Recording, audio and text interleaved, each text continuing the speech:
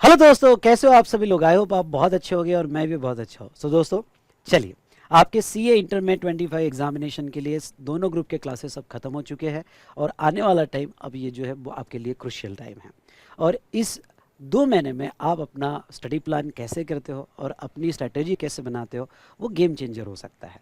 और आपका ये स्टडी प्लान ही आपको, हमारा जो टारगेट है जीएसटी का, क्या टारगेट है इस बार, 40 बार, ये टारगेट अचीव करने के लिए आपको हेल्प करेगा। तो चलिए, इस वीडियो में हम आईसीएआई के पेपर एनालिसिस करेंगे और उसके बेस पर हमारा स्टडी प्लान बनाएंगे। ये वीडियो आप एंड तक जरूर देखिएगा, क्योंकि इस वीडियो में आपको बहुत सारा इंसाइट मिलने वाला है। मैं कंप्लीट पेपर एनालिसिस बताने वाला हूं और उसके बेस पर आपने स्टडी प्लान ऐसा ही क्यों करना चाहिए जीएसटी में अच्छा स्कोर करने के लिए, ये भी बताऊंगा। तो चलो शुरू करते हैं हमारा आज का वीडियो। ओके, नाउ दोस्तों, अब आ जाओ सीए इंटर टैक्सेशन पेपर। जो आपका टैक्सेशन पेपर होता है, इसमें 2 पार्ट होते हैं। पार्ट 1 एमसीक्यू होता है, पार्ट 1 एमसीक्यू होता है और पार्ट 2 डिस्क्रिप्टिव क्वेश्चन होता है। एमसीक्यू आपको 30 मार्क्स का होता है और डिस्क्रिप्टिव क्वेश्चन आपको 70 मार्क्स का होता है। जैसे अगर मैं पेपर स्ट्रक्चर यहाँ बता दूँ, तो ये जो है जनवरी 25 एग्ज़ाम का पेपर है और इसमें ओके, जस्ट आप थोड़ा व्यू ले लो तो आपको कॉन्फिडेंस आ जाएगा। इसमें यहाँ पे जो है पार्ट 1 आप देखते हो तो एमसीक्यू क्वेश्चन पूछे गए हैं। इसमें क्या होता है, केस सिनारियोज बनाए जाते हैं और इस केस सिनारियो के बेस पर एमसीक्यू पूछे जाते हैं, जैसे 1, 2 एंड 3। ओके, पहला केस सिनारियो। दूसरा अगर आप देखो तो केस सिनारियो 2 होता है और इस केस सिनारियो पे एमसीक्यू पूछे जाते हैं 4, 5 एंड 6। एमसीक्यू सीक्वेंस में ही होता है, सिर्फ केस सिनारियो बदल जाते हैं। जैसे पहले 3 एमसीक्यू केस सिनारियो 1 में हो गए और बाकी के आगे के सीक्वेंस में ही एमसीक्यू रहेंगे based on case scenario 2, 3 and 4 ना। अब दूसरा डिस्क्रिप्टिव होता है और डिस्क्रिप्टिव यहाँ पे 70 मार्क्स का आपको दिया जाता है। तो अब इसमें टैक्सेशन में आपको पता ही है कि डायरेक्ट टैक्स, जिसे आप इनकम टैक्स कहते हो, वो 50 मार्क्स का होता है और इनडायरेक्ट टैक्स भी आपको 50 मार्क्स का होता है। सबसे पहले बात करते हैं एमसीक्यू से रिलेटेड। सर, हमने एमसीक्यू कैसे करना चाहिए। बहुत सी बार ये सवाल हमारे दिमाग में होता है कि एमसीक्यू की स्पेशल पढ़ाई हमने करना चाहिए क्या, दूसरा एमसीक्यू के लिए स्पेशल टाइम हमने देना चाहिए क्या। तो चलो, आपके इस क्वेश्चन का आंसर मैं देना चाहूँगा। दोस्तों, अगर आपने यहाँ पे रेगुलर मैथ पढ़ लिया, मेरे चार्ट बुक पढ़ लिए और क्वेश्चनर्स के जो डिस्क्रिप्टिव क्वेश्चन सॉल्व कर लिए, तो एमसीक्यू की पढ़ाई वैसे ही हो जाती है। आपको स्पेशल उसके लिए टाइम देने की कोई भी ज़रूरत नहीं है। मैं बहुत क्लियर वे में कह रहा हूँ। लेकिन अब देखो, मैं ये भी साथ साथ में सजेस्ट करता हूँ कि आपका कॉन्सेप्चुअल क्लैरिटी आ गई, लेकिन एग्जाम में सडनली टाइम पे केस सिनारियो आ जाता है। केस सिनारियो पढ़ने का एक प्रैक्टिस आपको होना जरूरी है। कुछ यहाँ पे स्टूडेंट हड़बड़ाहट में पढ़ते हैं और स्पीड में पढ़ने की वजह से पॉइंट्स पे ट्रैक नहीं रह पाता, जबकि कॉन्सेप्चुअल क्लैरिटी उनको है। उन्होंने डिस्क्रिप्टिव क्वेश्चंस बहुत अच्छे से किए, बट ओके, जल्दबाजी में मेन पॉइंट्स हाथ से निकल जाते हैं। इसलिए मैं ये कहूँगा कि आप जो है हर वीक में टैक्सेशन के 2 MCQ case scenario base, just for practice to develop your speed in exam and accuracy in the exam. Just for practice 2 cases scenario लो, जिसमें आप जो है बैठ के कैसे पॉइंट को पकड़ना और कैसे उसको सॉल्व करना, इस पे आपकी प्रैक्टिस हो जाती है। तो यस, 30 मार्क्स के एमसीक्यू है। अगर ये 30 में से आप 20 प्लस लेते हो तो मैं गारंटेड कहता हूँ कि टैक्सेशन में आप 60-70 प्लस जा सकते हो। इसलिए एमसीक्यू को इग्नोर मत करो। तो क्या करो, एक टाइम फिक्स कर दो कि भाई ओके, यहाँ पे थर्सडे को मैं जीएसटी का एक केस बेस्ड सिनारियो एमसीक्यू लूंगा, जिसको मैं हाफ और दूंगा, और संडे मैं हाफ और इनकम टैक्स का लूंगा। अब ये केस सिनारियो एमसीक्यू कहाँ से मिलेंगे आपको, तो ये मिलेंगे, मैंने जो पीडीएफ दी या आपके टैक्सेशन के फैकल्टी ने जो आपको पीडीएफ दी उसमें से मिल जाएगा, या उससे बेस्ट आपको तरीका बताओ क्या, इंस्टीट्यूट का केस बेस्ड सिनारियो एमसीक्यूज मिल जाता है। बस उतना कर लो, कुछ 25-30 क्वेश्चन है।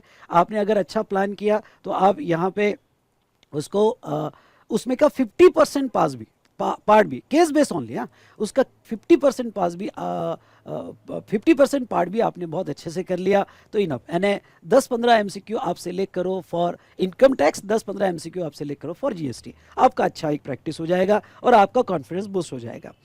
अब छोटी छोटी मिस्टेक जो स्टूडेंट एमसीक्यू में कर देते हैं वो मैं आपको बताना चाहूँगा। जैसे वैसे तो आपको फाउंडेशन का एक्सपीरियंस है, आप नहीं करोगे, लेकिन मिस्टेक क्या हो जाती है मैं आपको ये बता दूं। क्या हो जाता है कि एमसीक्यू के आंसर्स लिखते वक्त बहुत सारे स्टूडेंट जो है यहाँ पे डिस्क्रिप्टिव आंसर शीट में ऐसा लिख लेते हैं, ओके एमसीक्यू नंबर 4 और एमसीक्यू नंबर 4 यहाँ पे, सॉरी एमसीक्यू नंबर 1 इसका बी, तो वो डिस्क्रिप्टिव आंसर में ओके एमसीक्यू नंबर 1 आंसर यहाँ पे बी ऐसा लिख देते हैं। गलत है। आपको डिस्क्रिप्टिव आंसर शीट जब मिलती है तो उसका कवर पेज पर एमसीक्यू के आपको गोले करना पड़ता है। गोले कैसे करना पड़ता है, इंस्टीट्यूट ने हमको दिया हुआ है कि आप ऐसा ऐसा राइट नहीं करोगे, गलत मेथड, ओके ऐसा भी नहीं करोगे, गलत मेथड, ऐसा भी नहीं करोगे, गलत मेथड, ये केयरफुली पढ़ना। या एक इसमें दो गोले करोगे, ये भी गलत मेथड, ऐसा डॉट मारोगे, गलत method. What is the right method? Right method कोई एक जो सिलेक्ट किया उसको ऐसा डार्क ब्लैक करो, ओके गोले मारो, ये राइट मेथड है, तो ही आपको मार्क्स मिलेंगे, अदरवाइज आपको मार्क्स नहीं मिलेंगे। और एमसीक्यू में ये छोटी छोटी मिस्टेक मत करना। उसके बाद में एमसीक्यू जो है इनकम टैक्स का 15 मार्क्स का आता है और जीएसटी का आपको 15 मार्क्स आता है। इसमें 4 केस सिनारियोज होते हैं और एक केस सिनारियो 5 to 6 मार्क्स का होता है। जैसे आप देख रहे हो तो ये पहला केस सिनारियो है और पहला केस सिनारियो यहाँ पे दिया गया है और उसके ऊपर 6 मार्क्स के एमसीक्यू पूछे हैं। तो ऐसे 4 केस सिनारियो आते हैं जिसमें से 2 जीएसटी के आते हैं और दो जो है यहाँ पे इनकम टैक्स के होते हैं। और 2 क्वेश्चन ऐसे पूछे जाते हैं, एक जीएसटी का और एक इनकम टैक्स का, जो यहाँ पे डायरेक्ट एमसीक्यू होता है और वो 1 और 2 मार्क्स के होते हैं। इसलिए आपका मिसकंसेप्शन क्या होता है कि भाई एमसीक्यू पूछा जा रहा है, इसका मतलब डायरेक्ट डायरेक्ट पूछा जाएगा, हम लिख लेंगे, ओके टिक मार देंगे, गोला कर देंगे, जो मन में आया कर देंगे। ऐसा नहीं है भाई। Okay case scenario based MCQs होते हैं और वो 4 केस सिनारियोज होते हैं। ओके तो यहाँ ध्यान रखना, out of 30 marks okay 20 to 22 marks के केस सिनारियो बेस्ड एमसीक्यू होते हैं और डायरेक्ट जो है बहुत ही कम होते हैं, मतलब 4 to 5 मार्क्स के होते हैं। तो आपको 25 मार्क्स के केस सिनारियो बेस आ जाते हैं। तो आपको थोड़ी बहुत प्रैक्टिस इसलिए करनी पड़ेगी क्योंकि बहुत से स्टूडेंट एमसीक्यू को एक एक घंटा लगा देते हैं, जबकि हाँ मैं तो कहता हूँ 25 मिनट्स में एमसीक्यू होना चाहिए 30 मार्क्स का, सो दैट आप डिस्क्रिप्टिव में जो है अच्छा खासा टाइम मिले। चलो 25 मिनट्स नहीं तो 30 मिनट्स का टारगेट होना चाहिए और एमसीक्यू को 30 मिनट से ज़्यादा लगने ही नहीं चाहिए। आइडियल टाइम तो 25 मिनट्स है। तो ये एमसीक्यू विद इन टाइम खत्म होने के लिए आपको प्रैक्टिस करनी पड़ेगी, कॉन्सेप्ट समझने के लिए प्रैक्टिस करने की कोई भी ज़रूरत नहीं है। ठीक है, अब देखो जब सर पर ये बताओ ना एमसीक्यू कैसे पूछते हैं, केस बेस में भी पूछते हैं पर कैसे पूछते हैं, मैं थोड़ा आपको ये बताना चाहता हूँ कि जब आप कोई टॉपिक पढ़ रहे हो जीएसटी का, ओके जीएसटी का या इनकम टैक्स का, तो कई अमाउंट बेस्ड लिमिट दी होती है। जैसे अगर जीएसटी की बात करूँ तो क्लासिकल फोक आर्टिस्ट वगैरह तो लिमिट 1,50,000 या और कहीं भी जितने भी अमाउंट बेस्ड लिमिट दी हुई है, ये अमाउंट बेस्ड लिमिट आपने याद रखना है। तो जब वो केस सिनारियो में पूछते हैं, जैसे ये केस सिनारियो ले लो, तो जब ये केस सिनारियो में पूछते हैं तो वो लिमिट डाल देते हैं और वो आपको याद आनी चाहिए। जैसे यहाँ पे नहीं ठीक है, कभी कभी कैलकुलेशन बेस होते हैं पर मोस्टली लिमिट के बेस पर आ जाता है। अगर आप देखोगे तो हाँ इफेक्टिव डेट, लिमिट क्या होगी, रिकॉर्ड कितने साल तक मेंटेन करना पड़ेगा, तो अकाउंट्स एंड रिकॉर्ड में 72 मंथ्स है, तो 72 मंथ्स कहाँ से लेना चाहिए। तो ऐसे कुछ लिमिट जहाँ जहाँ आ जाती है ना, तो अमाउंट बेस्ड लिमिट होगी, ड्यू डेट बेस्ड लिमिट होगी, टाइम लिमिट होगी, तो वो स्पेशली याद करना क्योंकि उसके ऊपर केसेस बना के केस सिनारियो में वो डाल देते हैं। तो मोस्टली इनकम टैक्स में भी ऐसा होता है और जीएसटी में भी ऐसा होता है, कभी कभी कॉम्पिटिशन ऑफ अमाउंट पे आ जाता है। लेकिन ये 3 फैक्टर आपने ध्यान रखना चाहिए एमसीक्यू पे, कहाँ क्वेश्चन पूछा जाता है, अमाउंट बेस्ड लिमिट दी गई होगी, ड्यू डेट या इफेक्टिव डेट दिया हो गया, या कोई टाइम लिमिट दी होगी, what is the time limit for availment of ITC, या फिर टाइम लिमिट दी है रिटर्न चैप्टर में, रिटर्न फाइलिंग में। तो ये सब आपको एमसीक्यू के लिए याद करके जाना है। ठीक है, उसके बाद में आते हैं descriptive question. Descriptive question part 2 होता है क्योंकि पार्ट 1 जो होता है वो एमसीक्यू के लिए होता है। डिस्क्रिप्टिव क्वेश्चन आपको जो है 70 मार्क्स का पूछा जाता है, जिसमें section A for income tax होता है और सेक्शन बी फॉर जीएसटी होता है। अगर हम आगे जाए तो ये जो है आपका जैन 25 का एग्जाम पेपर है और ये जैन 25 का एग्जाम पेपर जो है मैंने यहाँ पे लिया है और इसमें पार्ट 2 में सेक्शन ए जो है, सेक्शन ए यहाँ कवर किया हुआ है जिसमें इनकम टैक्स के क्वेश्चन पूछे गए हैं। तो अब ये इनकम टैक्स में क्वेश्चन नंबर 1 कंपलसरी क्वेश्चन होता है और 2, 3, 4 में से आपको 2 क्वेश्चन सॉल्व करने होते हैं, एक क्वेश्चन आपको ऑप्शनल मिल जाता है। पर चलिए मैं बात करूंगा जीएसटी की और जीएसटी का थोड़ा इन डेप्थ में लेके जाऊंगा। रेडी हो? या सर नो? और भाई साहब अभी तक पसंद आ रहा होगा तो फिर देर किस बात की, लाइक ठोको और अपनी कमेंट दो। ओके चलिए अगर हम सेक्शन बी की बात करें तो सेक्शन बी में जीएसटी आपको पूछा जाता है जो क्वेश्चन नंबर 5 से स्टार्ट होता है। बी केयरफुल, जो 5 से स्टार्ट होता है क्वेश्चन नंबर 5, और उसके बाद में 6, 7, 8 इसमें से 2 क्वेश्चंस आपको सॉल्व करने पड़ते हैं, एक क्वेश्चन ऑप्शनल मिल जाता है। सर हम ऐसा कर सकते हैं कि पहले जीएसटी उठा ले बाद में इनकम टैक्स? बिल्कुल आप ऐसा कर सकते हो। तो पहले डायरेक्ट क्वेश्चन 5 से स्टार्ट करो और फिर 6, 7, 8। पर मेरा आपको जस्ट सजेशन है कि ऐसा मत करना कि जीएसटी का एक क्वेश्चन, फिर बाद में इनकम टैक्स का एक क्वेश्चन, फिर दूसरा क्वेश्चन जीएसटी का, फिर इनकम टैक्स का। ऐसा थोड़ा अवॉइड करना। कर लिया तो मार्क्स जाएंगे ऐसा नहीं है, पर थोड़ा अवॉइड करना, ठीक है? क्यों? क्योंकि मैं रीज़न आपको ये बताना चाहूँगा कि देखो आपका जो भी इवेल्युएटर है उसको एक सिंक्रनी लगनी चाहिए, उसको एक हार्मोनी लगनी चाहिए आपके आंसर्स में। अगर वो कंफ्यूज हुआ ना तो मार्क्स ऑटोमेटिक कम हो जाते हैं। इसलिए अगर आप पहले सेक्शन बी सिलेक्ट कर रहे हो तो बी को कंप्लीट कर दो। नहीं कंप्लीट हो पा रहा है तो उतने पेजेस छोड़ दो, और पेजेस छोड़ने के बाद कोई क्वेश्चन ऐसा लग रहा है कि याद आ जाएगा पर अभी नहीं याद आ रहा है तो उतना पेज छोड़ दो, आगे बढ़ जाओ। लेकिन पहले बी सेक्शन को कंप्लीट करो, बाद में ए सेक्शन को कंप्लीट करो, तो वो ज़्यादा आपको हेल्प करेगा, ठीक है? तो अब क्वेश्चन नंबर 5 जो है कंपलसरी क्वेश्चन होता है, और क्वेश्चन नंबर 6 से 8 में से आपको एक क्वेश्चन ऑप्शनल मिल जाता है। मैंने पिछले 3 एग्जाम पेपर कंसीडर किए हैं, मई 24, नवंबर 20, सितंबर 24 एंड जनवरी 25। क्यों ये 3 ही कंसीडर किए, उसके पहले के क्यों नहीं किए? क्योंकि मई 24 एग्जाम के लिए जीएसटी न्यू स्कीम में आया जिसमें जीएसटी 50 मार्क्स का हुआ, पहले 40 मार्क्स का होता था। इसलिए मेरे पास जो क्वेश्चन पैटर्न अवेलेबल है 50 मार्क्स के लिए वो 3 ही पेपर अवेलेबल है, और इन 3 पेपर का हम एक केयरफुली और बहुत अच्छा सा पेपर एनालिसिस करेंगे जिससे हमें ये समझेगा कि हमने टॉपिक वाइज कैसा वेटेज देना चाहिए, कैसा पढ़ना चाहिए, और हमारे प्रायोरिटी चैप्टर, प्रायोरिटी ए, प्रायोरिटी बी और प्रायोरिटी सी, एबीसी एनालिसिस कैसे होना चाहिए। चलो आप रेडी हो तो आ जाइए। क्वेश्चन नंबर 5 को अगर हम देखें तो क्वेश्चन नंबर 5 में 2 सब क्वेश्चन होते हैं, ए 10 मार्क्स का होता है और बी 5 मार्क्स का होता है। ऐसे ये 15 मार्क्स का क्वेश्चन होता है। क्या? पहला सवाल, सर ये क्वेश्चन कंप्लीटली थ्योरेटिकल होता है? नहीं, ये क्वेश्चन न्यूमेरिकल या प्रैक्टिकल होता है। जैसे मैं क्वेश्चन नंबर 5 में जाऊँ नीचे पार्ट बी में, ये क्वेश्चन कंप्लीटली न्यूमेरिकल होता है, प्रैक्टिकल होता है, जिसमें अमाउंट दी होती है और आपको निकालने कहते हैं कि net GST liability. Net GST निकालो, आउटवर्ड टैक्स कितना होगा, इनवर्ड टैक्स कितना होगा, और नेट जीएसटी लायबिलिटी कितनी होगी। तो ये कंपटीशन बेस है, पर इसमें जीएसटी में स्पेशली आपके रिमार्क या एक्सप्लेनेशन बड़े इंपॉर्टेंट होते हैं। इसलिए जब भी आप ये कंपटीशन वाले क्वेश्चंस करोगे तो कंपटीशन वाले क्वेश्चन में रिमार्क स्क्रिबल करके देखो, लिख कर देखो। पूरा टेबल बनाने की जरूरत नहीं है, लेकिन रिमार्क क्या लिखा, एक्सप्लेनेशन क्या लिखा, उसके ऊपर स्पेशल मार्क्स होते हैं। इसलिए मैं आपको ये कहूँगा कि ये जो है इस पर जरूर ध्यान दीजिएगा। ओके, कि यहाँ पे इवन दो ये न्यूमेरिकल क्वेश्चंस होते हैं जिसमें calculation of net GST liability या कॉम्पिटिशन ऑफ वैल्यू, तो टैक्सेबल वैल्यू निकाल के बताओ, टोटल करके बताओ, ठीक है। और जनरली इसमें टॉपिक्स कौन से कवर होते हैं? सर कोई ये पर्टिकुलर एक ही टॉपिक पे आता है क्या? नहीं। जब ये क्वेश्चन आप देखोगे तो क्वेश्चन में एडजस्टमेंट्स अलग अलग टॉपिक पे आती है। जैसे पहली एडजस्टमेंट, ओके, पहली एडजस्टमेंट यहाँ पे सप्लाई पे आ गई, सप्लाई पे आ गई, okay, including value of supply. दूसरी एडजस्टमेंट यहाँ, हाँ, फॉरवर्ड चार्ज पे आ गई, कुछ एग्जम्पशन पे आ गया, कुछ प्लेस ऑफ सप्लाई पे एडजस्टमेंट आ गई, ओके, कुछ आईटीसी पे पूछ लिया, तो कुछ आरसीएम पे पूछ लिया। तो इन सिंपल वर्ड ये मिक्स होता है, डिफरेंट चैप्टर का मिक्स होता है।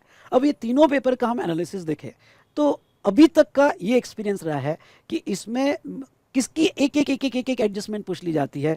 तो टॉपिक है यहाँ पे सप्लाई, उसका कंपोजिट और मिक्स सप्लाई का कभी कभी पूछ लेते हैं, आरसीएम और ईसीओ का एक आधे एडजस्टमेंट डाल देते हैं। उसके बाद में वैल्यू ऑफ सप्लाई, एग्जम्पशन के एक आधा एग्जम्पशन डाल दिया उठाकर, place of supply, place of supply की कोई स्पेशल प्रोविजंस उसके अंदर डाल दी, या सप्लाई के साथ मिक्स कर दी कि भाई सप्लायर महाराष्ट्र का है, गुड्स की मूवमेंट टर्मिनेट हुई गुजरात में, ओके, तो प्लेस ऑफ सप्लाई पे। और आईटीसी तो होता ही है, मोस्ट ऑफ द केस में आईटीसी होता ही है। इनवर्ट सप्लाई देते हैं जहां ब्लॉक क्रेडिट के कॉन्सेप्ट लगाना होता है, या सेक्शन 16(2) की कंडीशन हमें चेक करनी होती है, और कभी कभी कंपोजिशन लेवल। तो अभी तक का एक्सपीरियंस है कि इन चैप्टर्स पे क्वेश्चन नंबर 1 जो कंपलसरी क्वेश्चन है वो आता है। तो ये तो क्लॉज ए जो 10 मार्क का क्वेश्चन आता है। नाउ क्लॉज बी जो है, क्लॉज बी अगर आप देखोगे तो ये भी न्यूमेरिकल ही होता है। मोस्ट तीनों एग्जाम में आज तक न्यूमेरिकल पूछा, प्रैक्टिकल ही पूछा गया है।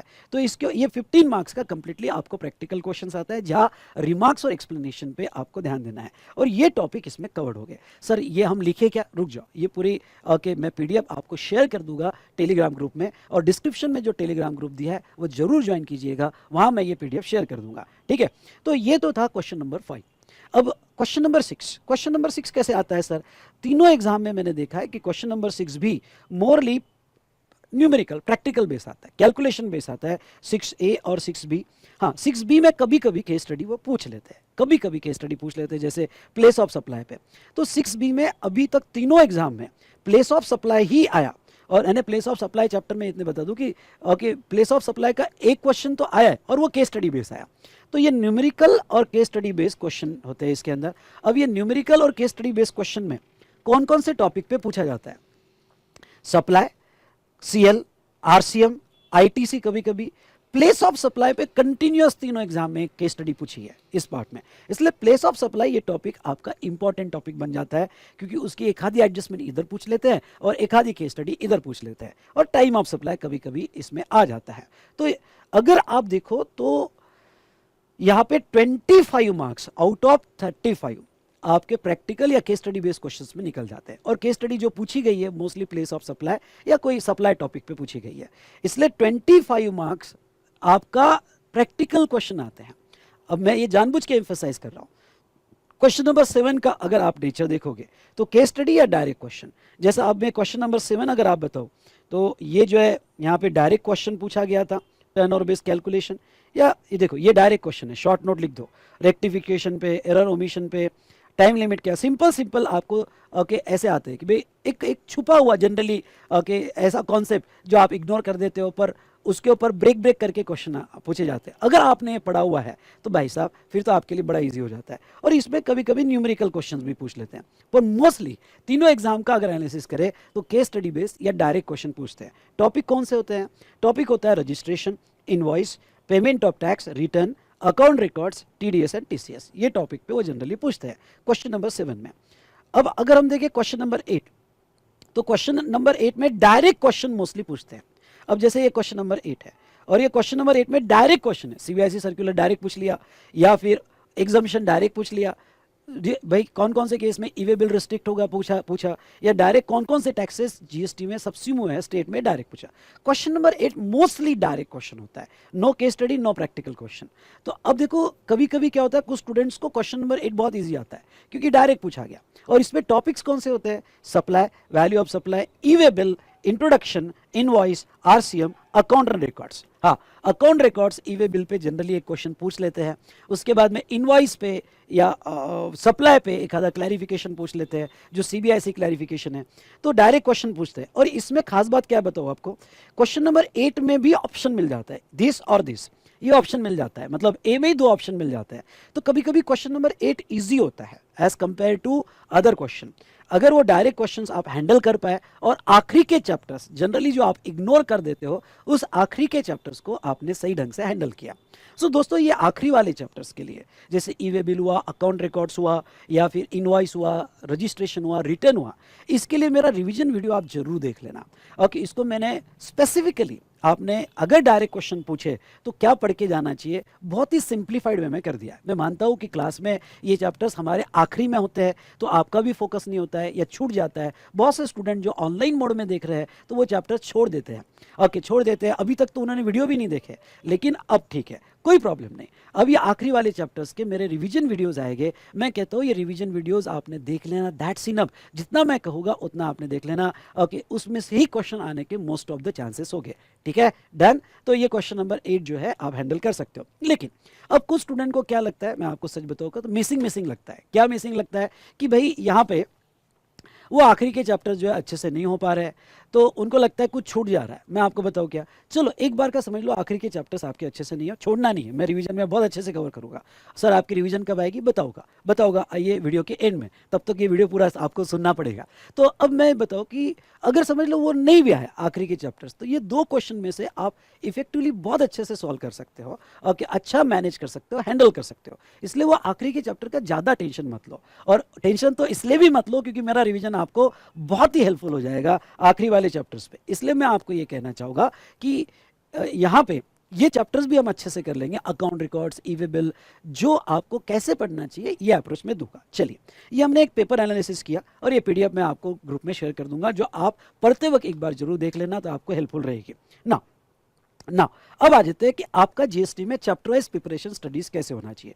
बहुत से स्टूडेंट्स गलतियां कर देते हैं, और गलतियां क्या करते हैं कि जैसे एग्जांपल लो आईटीसी चैप्टर है, तो आईटीसी चैप्टर ना वो word to word line to line रट्टा मारते हैं। अब मेरे रेगुलर मैथ आपको मैंने दिया है, मैंने तो हमारे इंस्टीट्यूट के मटेरियल के बेस पर आपको दिया है मैथ, मुझे तो कंटेंट पूरा ही लेना है रेगुलर मैथ। अब वो क्या करते हैं, ओके सेक्शन 16(2) फिर वो लाइन बाय लाइन लर्न करते हैं, फिर उसमें रूल आ जाता है, रूल भी लाइन बाय लाइन लर्न करते हैं, तो थोड़ा चैप्टर हेवी लगने लगता है। यहाँ पे हेवी तो ठीक है, मेरे चार्ज भी हेल्प करते हैं, पर थोड़ा हेवी लगता है चैप्टर। अब मैं आपको ये बताऊँ क्या, चैप्टर को पढ़ने का अप्रोच आपको ये बताता है कि चैप्टर को कैसे हैंडल करना।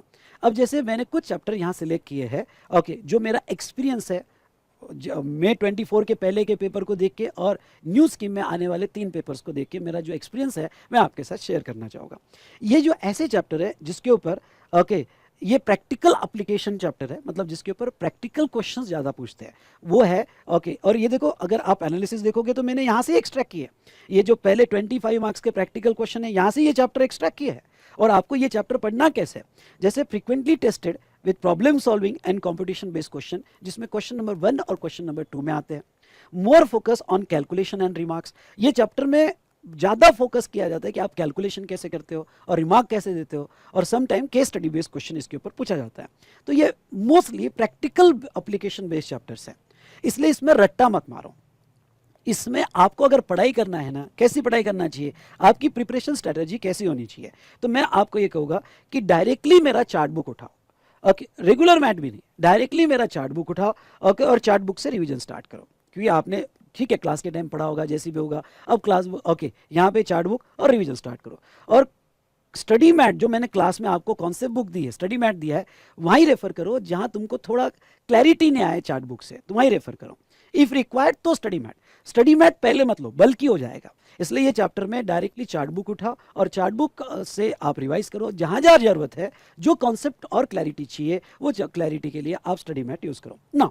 अब यहाँ 2 कैटेगरी के स्टूडेंट्स हो सकते हैं। एक स्टूडेंट जो क्लास फर्स्ट ग्रुप का जब क्लास हो उसके बाद रिवीजन कर रहा है, ओके, और उसका थोड़ा कॉन्सेप्ट पे कंट्रोल है। और एक स्टूडेंट जिसने पढ़ा ही नहीं, क्लास में भी ढंग से नहीं पढ़ा, और उसके बाद इन बिटवीन ग्रुप 2 के झंझट में भी उसने यहाँ पे ग्रुप 1 की पूरी रिवीजन की नहीं और अभी तक कुछ भी नहीं पढ़ा। तो अब मैं आपको ये कहूँगा कि यहाँ पे जीएसटी के अब वो सेकंड कैटेगरी जो स्टूडेंट है, सेकंड कैटेगरी के लिए कहूँगा कि आपको लिंक लगने के लिए हमारे रिवीजन वीडियोस आते हैं, RR revision, okay, V Smart Academy के चैनल पे आपको मिल जाएंगे और मेरे टॉपिक के भी मिल जाएंगे। आरआर रिवीजन कब आएगा मैं आपको बताऊंगा, और अकॉर्डिंगली आप वैसे प्लान कर सकते हो। लेकिन आरआर रिवीजन जो है जनरली जब रिजल्ट आता है उसके सेकंड और थर्ड डे चालू होता है, ओके, जो जैन का रिजल्ट आएगा उसके बाद चालू होता है। तो वो जिसका फर्स्ट अटेम्प्ट है मई 25 के लिए, उनके लिए भी होता है, और जो सेकंड टाइम अपीयर होते हैं उनके लिए भी होता है।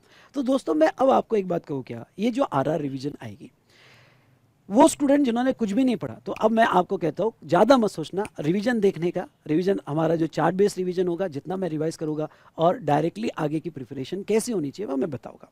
तो आरआर रिवीजन आपको हेल्प कर देगा। लेकिन जो स्टूडेंट्स ने मेहनत की है, इन बिटवीन पढ़ा है, कुछ चैप्टर्स पढ़े हैं, तो वो रिवीजन का भी वेट मत करो, ओके, वो क्योंकि उनकी ग्रिप है कॉन्सेप्ट पे। जैसे अब कुछ टॉपिक ऐसे सप्लाई, भाई सप्लाई तुमने रिवाइज भी नहीं किया तो भी चार्ट सामने रख दो, हो जाएगा आपका। Value of supply easy topic है, तो क्यों आप रिवीजन तब देख लेना जब और वापस रिवाइज करना रहा। आप कुछ टॉपिक्स तो स्टार्ट कर ही सकते हो, supply, composite supply, mix supply, ये तो तुम्हारे दिमाग में मैंने फिट किया हुआ है। Value of supply, time of supply, ये टॉपिक तो आप स्टार्ट कर सकते हो। आरसीएम अगर आपको याद होता है तो आरसीएम कर लो, रिवीजन बाद में देख लेना। तो कुछ स्टूडेंट अगर कुछ भी याद नहीं होगा तो पहले रिवीजन देखे, एक कॉन्फिडेंस ले ले, फिर स्टार्ट करे। कुछ स्टूडेंट्स अगर सेल्फ हैंडल कर सकते हैं तो अभी स्टार्ट कर दे, फिर बाद में रिवीजन देख ले, तो और उनको कॉन्फिडेंस बढ़ जाएगा। तो if any concept feel unclear, मैं तो ये कहूँगा कि रिवीजन में जो भी कॉन्सेप्ट आपको अनक्लियर लगे तो वो रिवीजन देख लेना। हाँ, to develop your speed and accuracy by writing answer, हाँ, मेरे क्वेश्चन के कुछ क्वेश्चन सिलेक्ट करो। अब आपकी स्ट्रेटजी क्या होनी चाहिए ये टॉपिक्स पे क्वेश्चन सिलेक्ट करने की? क्या जब मेरा क्वेश्चन देखोगे तो आप क्वेश्चन नंबर 1 से ऐसा स्टार्ट करोगे क्या? नहीं, ऐसा मत करना, क्योंकि कंपटीशन बेस्ड क्वेश्चंस आते हैं। तो आपको बताओगे क्या करना। सबसे पहले ये जो चैप्टर्स दिए इसमें प्रैक्टिकल और न्यूमेरिकल क्या कौन से क्वेश्चंस दिखते हैं। जैसे आप आईटीसी लोगे तो आईटीसी चैप्टर में प्रैक्टिकल और न्यूमेरिकल क्वेश्चंस क्या है, पहले उस पर अटैक करो, जो एग्जाम में आए हुए हैं, स्टडी मैट में दिए या आरटीपी में। ये प्रैक्टिकल क्वेश्चंस आपको जब क्वेश्चनर ओपन करते हो तो 10 क्वेश्चन बाद, 12 क्वेश्चन बाद वो आपको टेबल दिख जाते हैं। तो टेबल वाले क्वेश्चन सबसे पहले प्रैक्टिस करना। ओके, जो भी टेबल वाले क्वेश्चंस है उसके रिमार्क स्क्रिबल करके देखना। सर हमने जब सॉल्व करेंगे तो पूरा टेबल ड्रॉ करेंगे क्या? नहीं, पूरा टेबल आप ड्रॉ नहीं करोगे। मैं तो ये कहूँगा आप टेबल तो ठीक है रीड कर लेना, ये इसका, ये इसका, इसका लेस आईटीसी, लेकिन उसके रीजन लिख के, सिर्फ रीजन लिख के देखना, उसके रिमार्क्स या एक्सप्लेनेशन क्या दिया है, नोट्स क्या दिया है वो लिख के देखना, बस उतना ही आपके लिए इंपॉर्टेंट है। तो ये चैप्टर पढ़ते वक्त पहले प्रैक्टिकल या न्यूमेरिकल क्वेश्चंस, जो टेबल वाले क्वेश्चन से पहले उस पर अटैक करना ना। अब उसके बाद में आपके टेबल वाले क्वेश्चंस हो गए, फिर उसके बाद में आप वो क्वेश्चन लो जो एग्जाम में या आरटीपी में पूछे गए और केस स्टडी बेस है, वो क्वेश्चन से लिख करो। तो इस तरह से चैप्टर को कंप्लीट करो। क्वेश्चन 1 से लेके तो क्वेश्चन 30 तक ऐसे नहीं पढ़ना है, पहले वो क्वेश्चन सिलेक्ट कर लो जो टेबल वाले हैं, फिर वो क्वेश्चन सिलेक्ट करो जो केस स्टडी बेस वाले हैं, और केस स्टडी में भी जो एग्जाम में पूछे हैं, जो आरटीपी में पूछे वो सिलेक्ट करो। तो आपका स्टडी मैथ से ज़्यादा फोकस चार्ट बुक होना चाहिए। चार्ट बुक के बाद ज़रूरत पड़े तो आप रिवीजन लेक्चर्स देख लो। ओके, और रिवीजन के बाद आप जो है कुछ क्वेश्चंस लिख कर देखो, लिखने में भी सिलेक्शन करो कि रिमार्क लिख के देख लिया। केस स्टडी होगा तो केस स्टडी के पॉइंट्स फिक्स करो जो मैंने क्लास में बताए थे, और क्या पॉइंट्स आने चाहिए उस पर एम्फेसाइज करो। तो इस तरह से आपका पढ़ने का स्ट्रेटजी होना चाहिए। Okay, last I want to conclude, ये चैप्टर में मेमोराइजेशन मत करो, क्रीमिंग मत करो, रट्टाफिकेशन मत करो। ये चैप्टर को कॉन्सेप्ट समझकर, चार्ट से कॉन्सेप्ट समझ पे ज्यादा से ज्यादा क्वेश्चन सॉल्व करो, ठीक है। अब आपके अगर ये चैप्टर्स हो जाते हैं तो मेरा एक लास्ट चैप्टर है जिसमें चार पांच मैंने क्वेश्चंस लिए, computation of GST, question year का लास्ट चैप्टर है कॉम्प्यूटेशन ऑफ जीएसटी। अगर ये सारे चैप्टर्स हो जाते हैं तो फिर वो चैप्टर पे जाओ, कॉम्प्यूटेशन ऑफ जीएसटी पे, और वो जो 10 मार्क्स के क्वेश्चंस आते हैं कैसे आते हैं उसके ऊपर प्रैक्टिस करो। क्योंकि अगर 10 मार्क्स का क्वेश्चन आपको जो है यहाँ पे सॉल्व करते आ गया ना, तो समझ जाना 40 प्लस गए। 10 मार्क्स का पहला क्वेश्चन सॉल्व करते आ गया तो आप 40 प्लस गए। क्वेश्चन सिलेक्शन कैसे होना चाहिए, क्या जरूरी है सर कि पहला जो क्वेश्चन 5 है पहले वही लिखना चाहिए? ऐसा कोई जरूरी नहीं है। आप प्रॉपरली देखो कि मैं तो पहले कहता हूं कि आप क्वेश्चन नंबर 7 और 8 पे अटैक करो, ये इजी लगा तो पहले इसको खत्म करो और बाद में 6 पे आओ। ओके, ये इजी लगा तो फिर इसको खत्म करो और बाद में क्वेश्चन नंबर 5 पे आओ।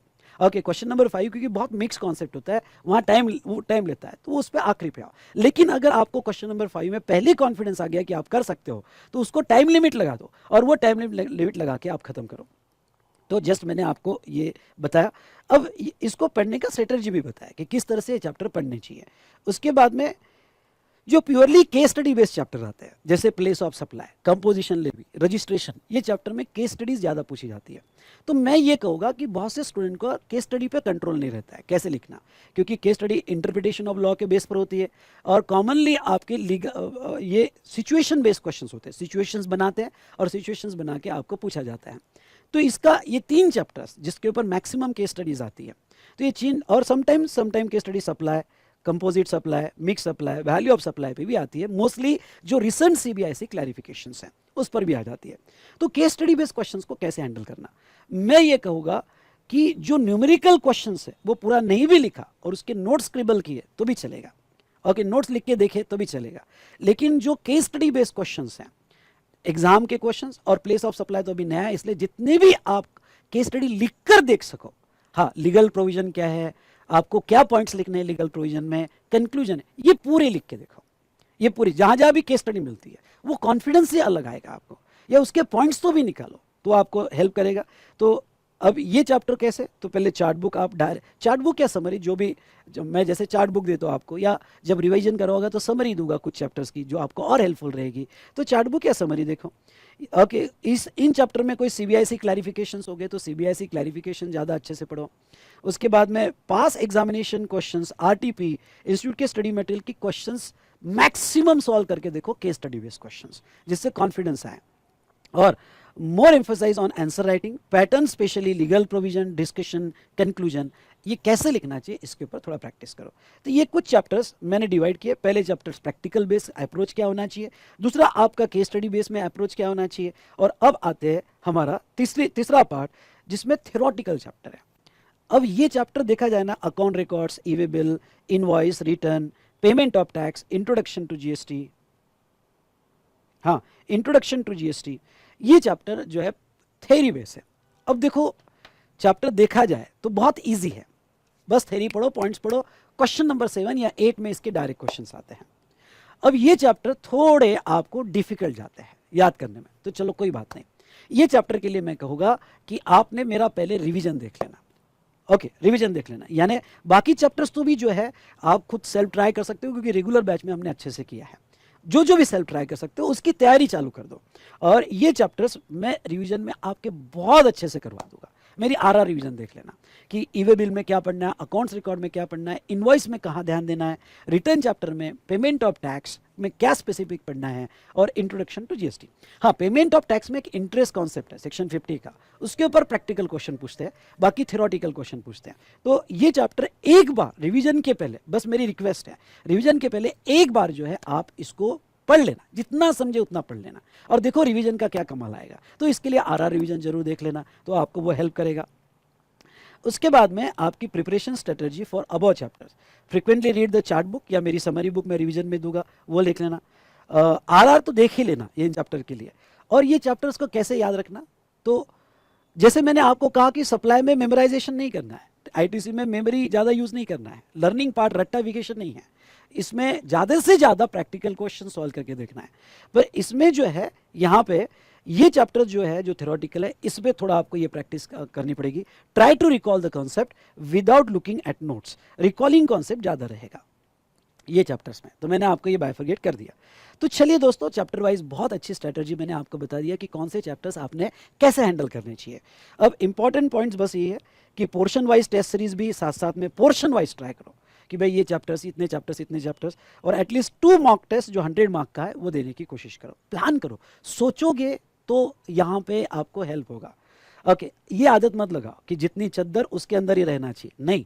ओके, चद्दर के बाहर जाओ। ओके, यहाँ पे जितना तुम बढ़ोगे उतना तुम सोचोगे कि बढ़ने के लिए हमें हमारी चादर भी बड़ी करनी पड़ेगी। ठीक है, तो जितना हो सके तो यहाँ पे प्लान तो करो, थॉट तो रखो। थॉट रखा तो आपको डेफिनेटली आप प्लान करोगे और टेस्ट दे पाओगे।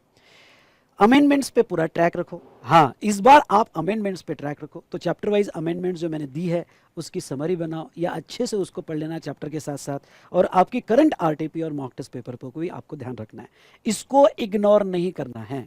इस बार जिसने अमेंडमेंट्स पे अमेंडमेंट इग्नोर कर दिया, आरटीपी इग्नोर कर दिया, वो पछताएगा। और दूसरी बात, इवन दो आपने रिसेंट बैच किया होगा, लेकिन मेरा अमेंडमेंट का लेक्चर जो है कि 3-3.5 घंटे का है, थोड़ा आप स्पीड में देख लेना। आपने रिसेंटली किया होगा तो स्पीड में देख लेना।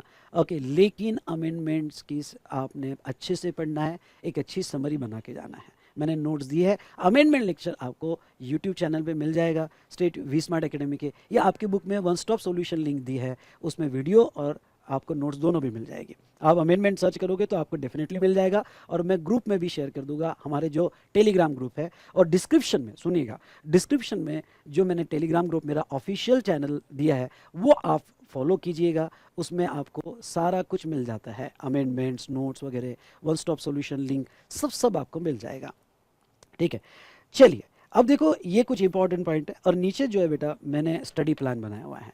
अब ये क्या है सर स्टडी प्लान, कि ये सारे एनालिसिस के बेस पर आपका चैप्टर सिलेक्शन कैसे होना चाहिए और आपने कौन से चैप्टर पे स्टार्ट करना चाहिए। जैसे पहला सप्लाई, फिर उसके बाद एक थ्योरी टॉपिक ले लो, फिर वापस प्रैक्टिकल ओरिएंटेड आरसीएम ईसीओ ले लो, फिर वापस आईटीसी ले लो, फिर एक आधा थ्योरी टॉपिक ले लो। तो ये मैंने अरेंजमेंट किया है, लेकिन मैं आपको बस इतना कहूँगा कि ये मैंने बनाया हुआ स्टडी प्लान है, आप इससे अच्छा आपके हिसाब से जो बना सके हो इस एनालिसिस के बेस पर ये आप बना लो, इस एनालिसिस के बेस पर आप ये बना लो, और एक कंप्लीट बहुत अच्छी स्ट्रेटजी बनाओ जीएसटी में जो आपको अच्छा स्कोर कर सके।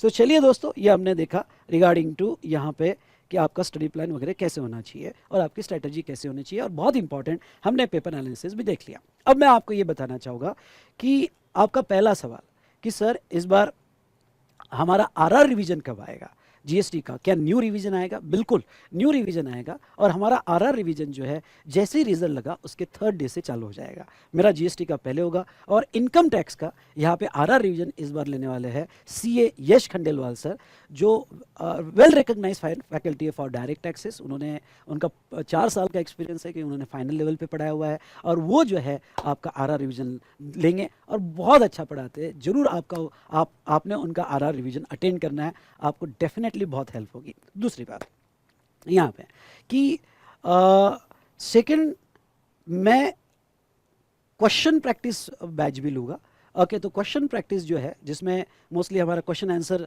जो रिवीजन आता है, उसमें प्रैक्टिस बैच भी होगा। और उसमें वो कैसे होगी, क्या होगी, stay tune with V Smart Academy YouTube channel. तो जिसमें इंपॉर्टेंट क्वेश्चंस को सॉल्व करते वक्त आपने किस बात का ध्यान रखना चाहिए, और हम सॉल्व करके देखेंगे, जो मेरे साथ हो जाएगा। पर वो कैसे होगा, वो यूट्यूब पे नहीं होगा, यूट्यूब पे तो आर रिवीजन होगा, पर वो कैसे होगा इसके बारे में मैं डिटेल जानकारी आपको दूंगा। Okay, stay tune with V Smart Academy YouTube channel, मेरा वीडियो इसके लिए आ जाएगा। तो चलिए दोस्तों, आई होप आज का वीडियो आपको हेल्पफुल रहा होगा, और अगर हेल्पफुल रहा है तो देर किस बात की, लाइक करो, कमेंट जरूर दो। आपकी कमेंट ऐसी अच्छे वीडियो लाने के लिए मुझे मोटिवेट करेगी, और मैं आपको एग्जाम तक सपोर्ट दूंगा। और डिस्क्रिप्शन जरूर देखिएगा, और डिस्क्रिप्शन में मैंने अमेंडमेंट लिंक भी दी है, डिस्क्रिप्शन में यहाँ पे टेलीग्राम चैनल लिंक दी है, वो जरूर ज्वाइन करो, क्योंकि सारी चीज़ें, ये पीडीएफ भी आपको उसी टेलीग्राम चैनल लिंक पे मिलेगा। तो यहाँ पे बस ओके, मेरा यही कहना है आपको आखिरी में, कि आपने देखो अभी तक बहुत मेहनत की है, फाउंडेशन क्लियर किया है, इंटर में अभी तक क्लासेस आपने 8-8, 9-9 घंटा, 10-10 घंटा क्लासेस किए हैं। बस ये आने वाले 2-3 महीना है कि जिसमें आपको अपने आप को पूरा इक्विप रहना है, कॉन्फिडेंस रखना है, और अपने मेहनत के 4 चांद लगाने हैं। देखो बेटा, ये मेहनत वेस्ट मत करने देना। जिसने क्या हो जाता है, बहुत से स्टूडेंट अभी तक तो कर लेते हैं, पर इसके बाद हिम्मत हार जाते हैं। यही आपका रिजल्ट लगाता है। जिसने हिम्मत रखी, जिसने बिल्कुल डिसिप्लिन से पढ़ाई किया और अपनी मेहनत को फाइनल टच दिया, वो बच्चा आगे बढ़ता है।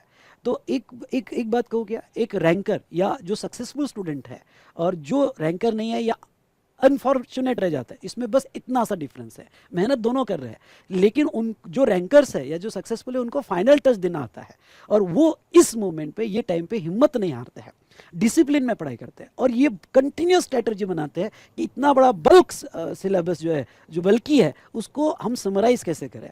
और आप जो है, ओके, बहुत सी बार आपके साथ ऐसा होता है कि आप जो यहाँ पे डर जाते हो, अब इतना कैसे पढ़ूंगा, इतना इन डेप्थ में कैसे पढ़ूंगा। रैदर दैन डरने से ज़्यादा मैं ये कहूँगा कि अब आप ये स्ट्रैटेजी बनाओ कि मुझे कवरेज करना है, क्या क्या सिलेक्टेड पढ़ना है, क्या समराइज में पढ़ना है, और इस चैलेंज को एक्सेप्ट करो और आगे बढ़ो। देखो आपका रिजल्ट बहुत पॉजिटिव आएगा, और आप पहली एग्जाम में क्रैक कर दोगे। ठीक है, so all the best. Continuous में ऐसे वीडियो लेकर आओगा, और मेरे आरआर रिवीजन जो है वो भी इस बार आएंगे, साथ साथ में ओके प्रैक्टिस बैच से रिलेटेड मैं जो है आपको अनाउंसमेंट भी बताऊंगा कि हम कैसे लेने वाले हैं। थैंक यू सो मच, मिलते हैं। और हाँ, आपके कोई अगर यहाँ पे डाउट्स, क्वेश्चंस हो गए तो कमेंट में जरूर लिखिएगा, उसके ऊपर भी मैं कंटिन्यूस छोटे छोटे वीडियो लेकर आऊँगा। Thank you so much. और ये वीडियो ज़्यादा से ज़्यादा शेयर कीजिएगा अपने सारे दोस्तों के साथ, और या लास्ट कहता हूँ, लाइक और कमेंट जरूर दीजिएगा। Thank you so much.